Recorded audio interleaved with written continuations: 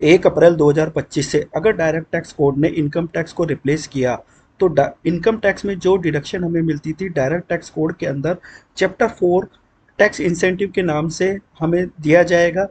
इसके अंदर जो सबसे पहले डिडक्शन आती है वो डिडक्शन फॉर सेविंग्स आती है, जिसका सेक्शन 69 होता है।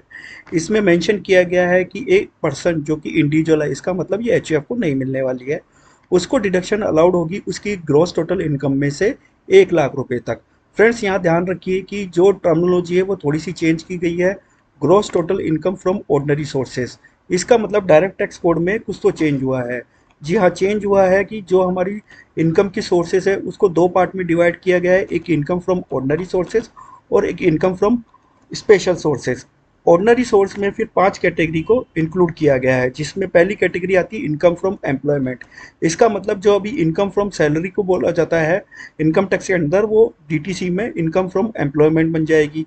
दूसरी कैटेगरी हाउस प्रॉपर्टी, तीसरी बिजनेस, चौथी कैपिटल गेन और पांचवी रेजुडरी सोर्सेज। इन सबको क्लब कर दिया गया है और इनका नाम दे दिया गया है इनकम फ्रॉम ऑर्डिनरी सोर्सेज। इसके अंदर अब हमने ये देखा डिपॉजिट फॉर सेविंग की 1 लाख रुपए की डिडक्शन मिलेगी, लेकिन वो डिपॉजिट कहाँ करनी है, तो इसमें एक सिंपली सी बात बोली गई है कि वो डिपॉजिट जो है कंट्रीब्यूशन होना चाहिए अप्रूव फंड में इंडिविजुअल के द्वारा, स्पाउस या any child of such individual के द्वारा। अब ये अप्रूव फंड कौन है, ये जब डीटीसी फाइनल होगा तो हमें समझ में आएगा। सेक्शन 70 बोलता है डीटीसी का कि आपको डिडक्शन मिलेगी लाइफ इंश्योरेंस की। अब इसके अंदर इंडिविजुअल और एचयूएफ दोनों को इंक्लूड किया गया है और इसके साथ साथ ये बताया गया है कि जो सम डिपॉजिट करा रहे हैं उसमें प्रीमियम जो है 5% से ज़्यादा नहीं होना चाहिए। फ्रेंड्स, सरप्राइजिंगली आपको यहाँ पे कोई लिमिट देखने को नहीं मिल रही है, उसका रीज़न क्या है वो नीचे समझेंगे। इसके अंदर जो पर्सन इंक्लूड किए गए हैं उसमें individual, spouse, child of such individual और इन केस ऑफ एचयूएफ है तो उसके मेंबर को इंक्लूड किया गया है। फ्रेंड, सेक्शन 71 बोलता है कि हेल्थ इंश्योरेंस की भी आपको डिडक्शन मिलेगी डीटीसी के अंदर। इंडिविजुअल और एचयूएफ दोनों को मिलेगी, पर्सन में सेम इंक्लूडेड है। बस एक ही चीज़ ध्यान रखनी है कि जो इंश्योरेंस आप पे कर रहे हैं वो company insurance regulatory and development authority के पास में रजिस्टर होनी चाहिए और अप्रूव होनी चाहिए। 72 बोलता है deduction for education of children.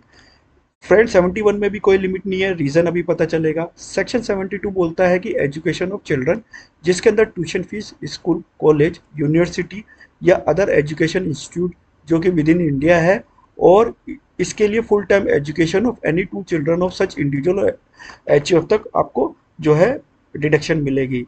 लेकिन फ्रेंड्स, इसमें कंडीशन दी है कि ट्यूशन फीस इंक्लूड नहीं करेगी any payment towards any development fees or donation or any payment of similar nature. Full-time education shall include education in play school और pre school में भी include किया गया है। यहाँ पर भी सरप्राइजिंगली हमें कोई लिमिट नहीं मिल रही है।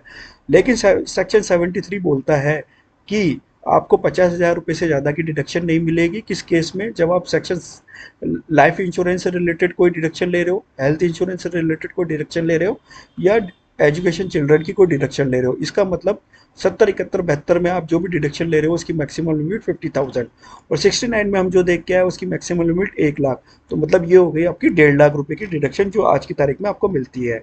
अब सेक्शन 74 के ऊपर चलते हैं तो उसमें उन्होंने बताया है कि interest on loan taken for house property, उसमें भी आपको डिडक्शन मिलेगी। पर्पज़ क्या होना चाहिए, पर्पज़ ये होना चाहिए कि एक्विजिशन, कंस्ट्रक्शन, रिपेयर और रिनोवेशन ऑफ हाउस प्रॉपर्टी।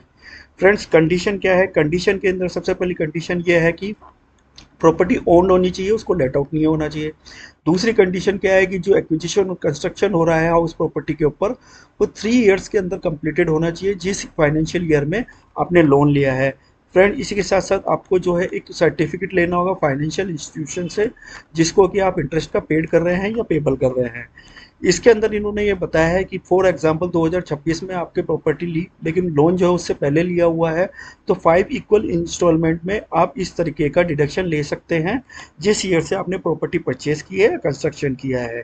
इसी के साथ साथ इन्होंने बोला है कि अगर ये इंटरेस्ट का डिडक्शन आप डीटीसी के अन्य किसी इनसे मतलब अन्य किसी डिडक्शन में ले रहे हैं तो यहाँ पर वो अमाउंट रिड्यूस हो जाएगा। जो लिमिट है वो सेम ही है, 1,50,000 रुपीज़ का। अब आते हैं बात सेक्शन 67 जो कि मेडिकल ट्रीटमेंट के ऊपर बताई गई है, बड़ी इंटरेस्टिंग है, ध्यान से देखना। वही एचयूएफ और इंडिविजुअल दोनों को अलाउड है। कब, जब आप कोई अमाउंट पे कर रहे हैं फाइनेंशियल ईयर के अंदर मेडिकल ट्रीटमेंट में, प्रिस्क्राइब डिसीज और एनी स्पेसिफाइड पर्सन, तो प्रेस्क्राइब डिसीज और स्पेसिफाइड पर्सन को नोटिफाइड किया जाएगा, जो कि आगे है।